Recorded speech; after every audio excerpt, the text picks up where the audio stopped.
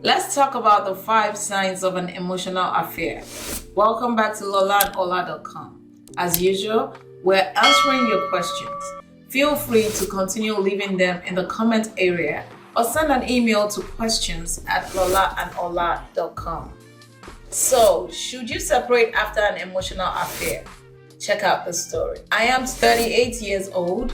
I recently realized my 34-year-old wife has had an emotional affair for the last 4 years. The past 2 weeks have been hell for me. We've been married for 9 years and have 2 beautiful kids. I caught my wife last week chatting with someone, and when I confronted her, she said it was just a casual talk with a friend for stress relief, and that it started a few months ago. As I dug up more evidence, she has gradually admitted that the affair started 4 years ago, and now has finally admitted that he was her ex-lover in college. She has apologized and said that she will end for good and that she's ashamed of having continued it for so long. But I find myself obsessively rewinding all the things I did over the last 4 years. She had the affair through almost half of our married life, through the birth of our second child, and even when I was hospitalized. I can't seem to move on and have a gnawing feeling of doubt mixed with anger, jealousy, and sadness. First of all, I'm very sorry for the emotional pain this has probably caused you and your family. This is not going to be easy. What is an emotional affair? Good question. An emotional affair involves emotional intimacy with a person other than a partner that you are committed to, even when it doesn't involve physical intimacy. It can hurt just as much, if not more. As usual, we want to share the top 5 signs that you or your marriage may be suffering from an emotional affair. And then we will add 5 tips for recovery for you. Let's get into it. Sign number 5. Absence of fantasy. So this sign is like 2 in 1 because sometimes the transgressor is also wondering if their behavior is inappropriate or dangerous.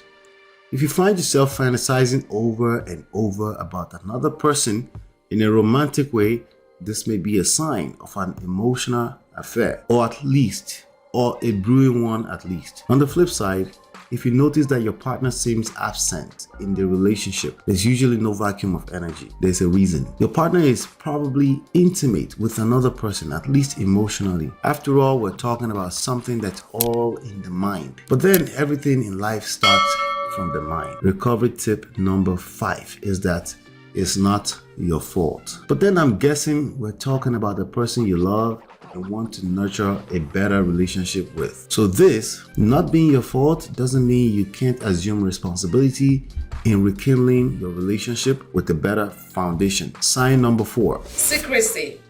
Naturally, when a partner is involved in inappropriate behavior, they might start doing things in secret. The concept of a secret lover is not a joke, but it doesn't necessarily start like that. It starts long before that. We're talking about signs, right? The symptoms. That's why you want to make sure you watch the next video on the stages of emotional affair. At this stage, however, it's probably becoming obvious that your partner is actively hiding something over a period of time. If they were planning a surprise party for you, this suspicious feeling you have probably won't last longer than a couple of weeks. Recovery tip number 4. If it's no longer a secret, is that you should take some time and space away from the relationship. There is no good decision that can be made when you are hurting emotionally. Sign number 3. Greener grass. If you're on the receiving side of this bad behavior, you're probably starting to hear your spouse compare you to random others. You've been noticing that nothing you do is good enough. But also there is an unfair comparison with your partner's friends, siblings, or randoms. As a transgressor, you should simply know that the grass is probably greener on the other side because someone is watering it or is flat out synthetic. It's fake. Our recovery tip number 3 is that you should engage wise counsel. Better yet, if you can afford it, engage a therapist. Don't attempt to get out of this funk with common sense tactics, advice, or by your own self. It's much more complicated than right and wrong. Sign number 2. Emotional tampon. Ideally, your partner should be spending their gist and relaxation time with you because we're all busy with life, right? You can't wait to come back to a partner you are in love with. So when a partner seems like they'd rather spend hours on the phone with some other BFF who acts as an emotional tampon, it might be a sign of concern. Likewise, if you have noticed that you enjoy time with some old friend, especially an ex, that's the danger zone and the end is probably not going to be good. Recovery tip number 2. If you catch your partner already, like the story I shared earlier, determine if they still want the marriage.